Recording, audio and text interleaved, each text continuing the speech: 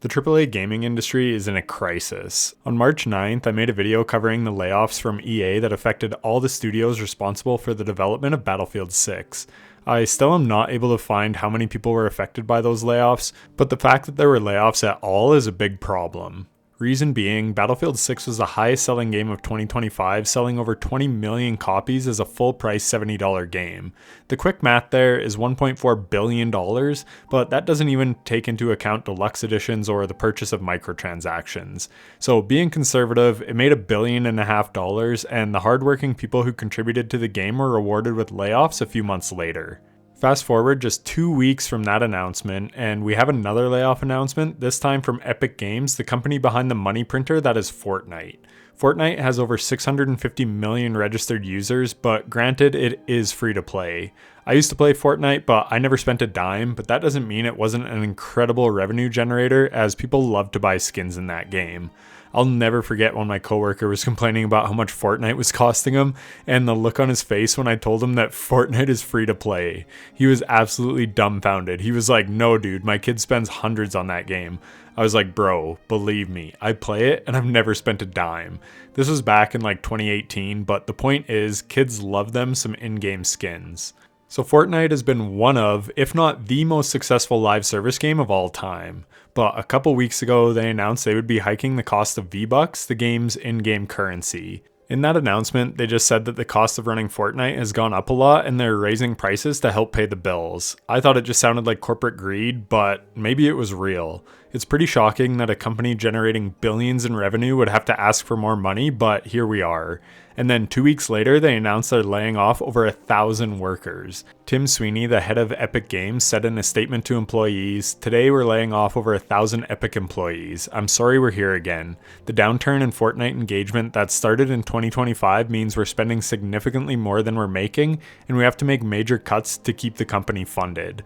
This layoff, together with over $500 million of identified cost savings in contracting, marketing, and closing some open roles, puts us in a more stable place.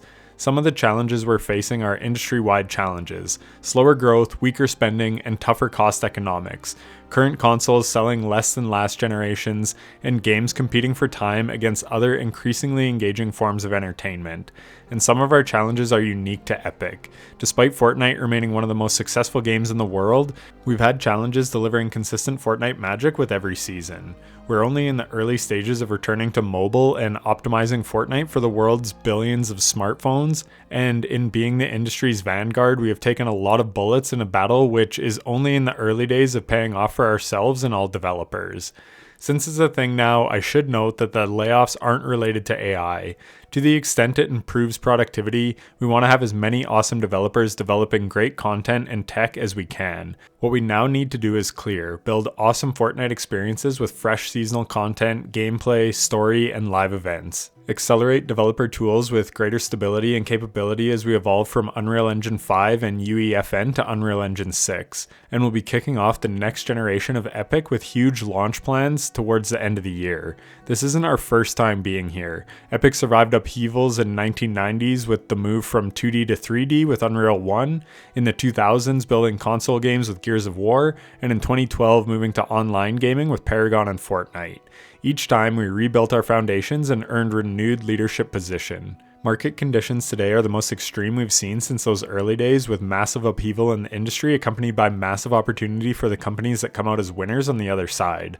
That's what we're aiming to do for our players, and we aim to bring other like-minded developers in the industry along on the journey to build an increasingly open and vibrant future of entertainment together. At Epic, we pride ourselves in only hiring the industry's best, so it is very painful to part with so many talented people. The folks impacted by the layoffs will receive a severance package that includes at least 4 months of base pay, with more based on tenure. We're also extending paid healthcare coverage. For example, in the US, they'll receive paid coverage for 6 months. We'll also accelerate their stock options vesting through January 2027 and extend equity exercise options for up to 2 years. We'll have a company meeting Thursday to talk about the roadmap in more detail. Tim. So first, props to them for giving a pretty good severance package. Obviously layoffs suck, but minimum 4 months pay is quite good, as well as extended healthcare, so that was nice to see. But earlier in the message, he spoke about an evolving landscape. Slower growth, weaker spending, tougher cost economics, and games competing for time against other engaging forms of entertainment. This is exactly why AAA gaming is in an utter state of crisis right now.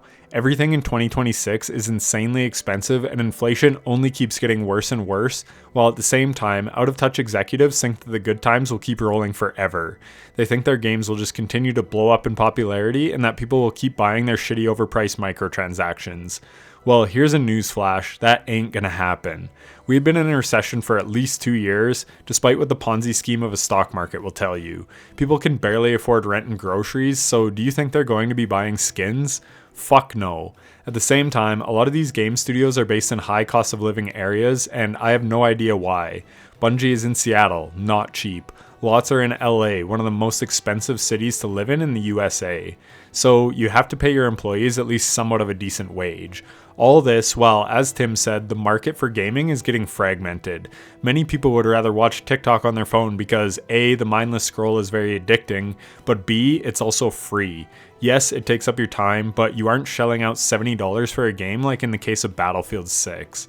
And in the case of Fortnite, people just don't have the disposable income to blow on in-game cosmetics right now. They are literally worthless, and yes, I know CS skins have a whole market attached to them, but those are worthless as well. They are digital items with no intrinsic value, and if you pay attention to what's going on in the world, there are layoffs all over across every industry. So again, I reiterate, people can't afford things anymore. Even the fucking essentials, grocery prices are insane, eating out is nuts, including fast food, which, by the way, many of those companies are shutting their doors because they're not profitable either, and then they jack up the price so even less people go out to eat there. Back to Epic, Fortnite came out in 2017. Obviously the popularity will have to die at some point. It's inevitable. It's human nature.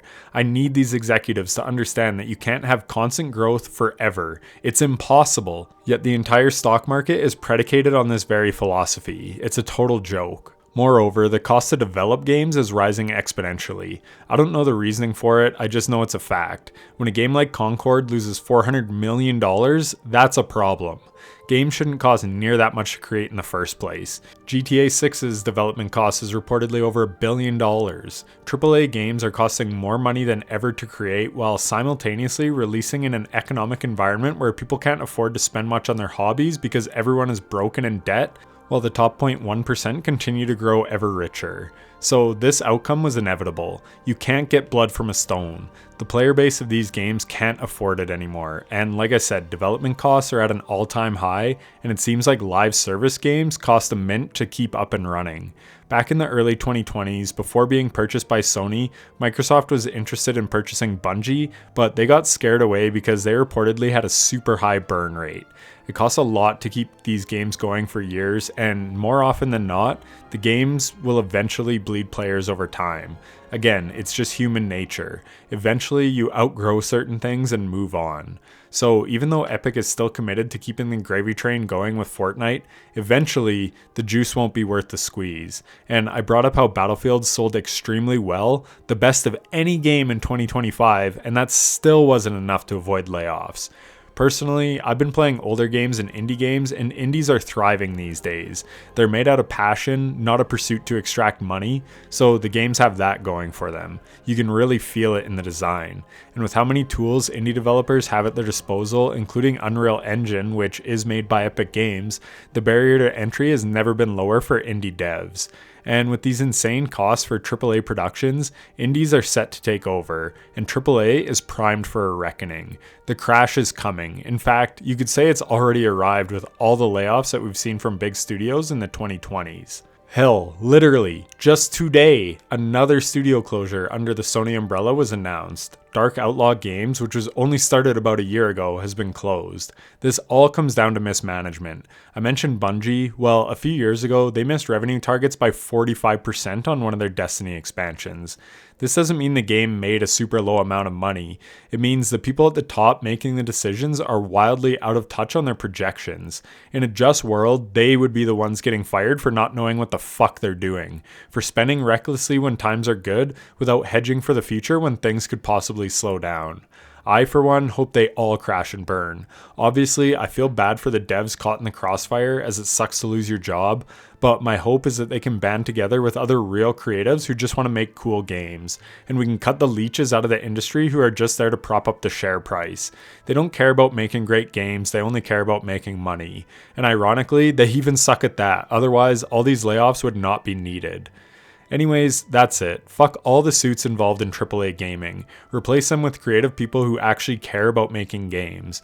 Anyone can manage people and make decisions. In fact, the useless people are often hid in middle management roles. They can't do the actual real work, so they get put somewhere where they can't negatively affect the actual product. But the people who make the actual product are the only ones who matter, the actual developers creating the game. But that goes for any industry, by the way. Anyways, like and sub and all that, and come watch me on Twitch at itssizzle7. I just beat Demon's Souls this week, and I'm on to Dark Souls 1, so that should be interesting.